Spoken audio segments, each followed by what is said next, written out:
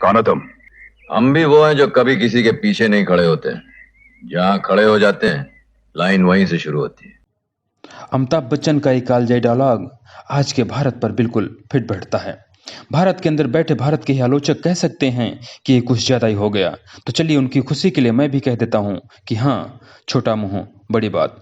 और हो सकता है जो मैं कह रहा हूँ ये पूरी तरह से सच ना हो, परंतु यकीन मानिए सच इसके आसपास ही है। और इस बात को अपने इस छोटे से वीडियो में मैं साबित भी करने वाला हूँ। बस शर्त इतनी है कि आप अगले कुछ मिनट तक मेरे साथ बने रहिए।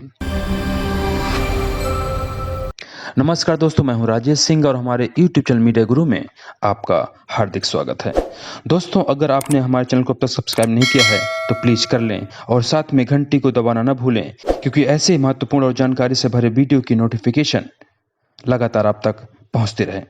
जवाहरलाल नेहरू भारत के पूर्व प्रधानमंत्री, सुकार्नो जो एक इंडोनेशियन थे, मार्शल टीटो जो यूगोस्लाविया के थे, और अब्दुल नसर जैसे लोगों ने नहीं सोचा होगा कि जिस गुट निरपेक्ष विश्व का वो सपना देख रहे हैं, एक समय आएगा कि जब उसी गुट निरपेक्षता के इर्द गिर्द विश्व जमा हो रहा होगा। अब आज के भारत जिसके हम गवाह हैं को देखिए कि हम ना अमेरिका या नाटो के पीछे खड़े हैं और ना ही रूस कैंप में। तो फिर सवाल उठता है कि हम खड़े कहाँ हैं? दरअसल हम अपनी जगह पर खड़े हैं। यूक्रेन रूस युद्ध के इस दौर में जब दुनिया हमसे पूछती कि हम कहाँ खड़े हैं, तो हम ढिठाई के साथ एक ही जवाब देते हैं कि हम अपनी जगह पर खड़े हैं। और ये हम सिर्फ कहते नहीं हैं, बल्कि वास्तव में अपनी जगह खड़े हुए दिखते भी हैं।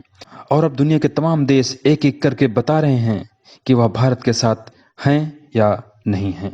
दरअसल इस दौर की नींव 26 फरवरी 1922 को ही पड़ गई थी, यूक्रेन युद्ध शुरू होने के 2 दिन बाद, जब संयुक्त राष्ट्र परिषद में दुनिया के भारी दबाव के बावजूद भारत ने संयुक्त राष्ट्र परिषद के किसी भी पक्ष में वोटिंग नहीं की।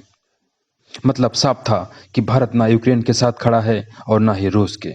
वह जवाहरलाल नेहरू की अपनाई हुई अपनी गुटनिरपेक्षता नीति के साथ डटकर खड़ा है। और यकीन मानिए इसी वोटिंग के बाद विश्व में हंगामा मच गया। विश्व ने भारत पर इतना दबाव डाला कि एक समय लगने लगा था कि भारत शायद इस दबाव को न झेल पाए। मगर प्रधानमंत्री मोदी और विदेश मंत्री एस जयशंकर ने दुनिया को बता दिया कि भारत बदल चुका है और अब उसे सीधा खड़ा होना आ गया है। इसके बाद भारत ने फिर अपनी पोजीशन बदली और डिफेंसिव से ऑफेंसिव पोजीशन पर आ गया। उसने अमेरिका और यूरोप के दबाव में रूस की आलोचना नहीं की, और ऊपर से जब रूस पर आर्थिक प्रतिबंध लगा दिए गए और दुनिया को चेतावनी दी गई कि रूस से कोई भी देश पेट्रोलियम पदार्थ या हथियार नहीं खरीदेगा, तब भारत ही वह देश था जिसने उनकी इस चेतावनी को चुनौती दी। उस दौर में भारत ने रूस द्वारा ऑफर डिस्काउंटेड तेल को न सिर्फ खरीदना शुरू किया, बल्कि इतना खरीदा कि आज के समय रूस इराक के बाद भारत का दूसरा सबसे बड़ा सप्लायर बन गया, जो कभी सबसे आखिरी पायदान पर था। और इस पूरी कवायद में विदेश मंत्री एस जयशंकर ने जो फौलादी रुख अपनाया, उससे पश्चिमी देशों को एहसास हो गया कि भारत रूस की अपनी पुरानी दोस्ती को उनके दबाव में कभी नहीं तोड़ेगा। फिर क्या हुआ? दुनिया को भारी मन से ही सही भारत की इस पोजीशन को स्वीकार करना पड़ा। बात यहाँ तक भी होती तब भी हम इफ एंड बट लगाकर कह सकते थे कि क्या हुआ, भारत पहले भी ऐसा करता रहा है। लेकिन नहीं, आप पूर्व का एक भी ऐसा उदाहरण नहीं बता सकते जब भारत ने तन कर ये कहा हो कि आप हमें तेल खरीदने से रोक रहे हैं। हम नहीं रुकेंगे, हम वही करेंगे जो भारत के हित में होगा, भारत के लोगों के हित में होगा, और अब तो और खरीदेंगे। और अगर ईरान ने भी हमें इससे बेहतर ऑफर दिया तो हम उससे भी खरीदेंगे। आपने एस जयशंकर साहब की वो तमाम वायरल वीडियो जरूर देखी होंगी जब वह यूरोप या अमेरिका में बैठकर वहां के पत्रकारों के आड़े टेढ़े सवालों पर जमकर बल्लेबाजी करते नजर आए।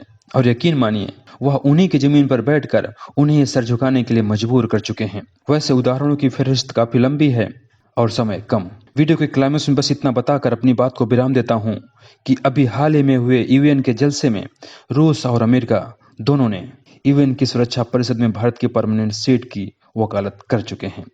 और यही आज का भारत है जिस पर हमें और आपको नाज होना चाहिए। नमस्कार।